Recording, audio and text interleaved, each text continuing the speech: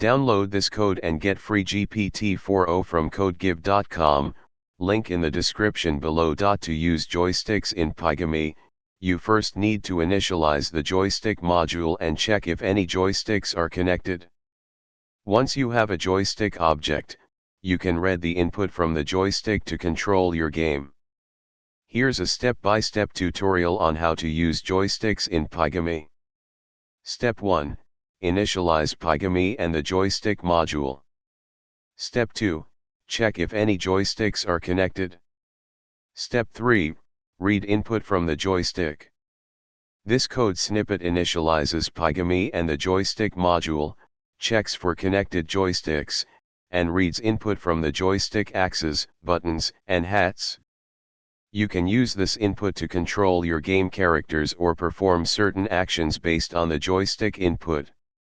Remember to install Pygame by running pip install Pygame before running this code.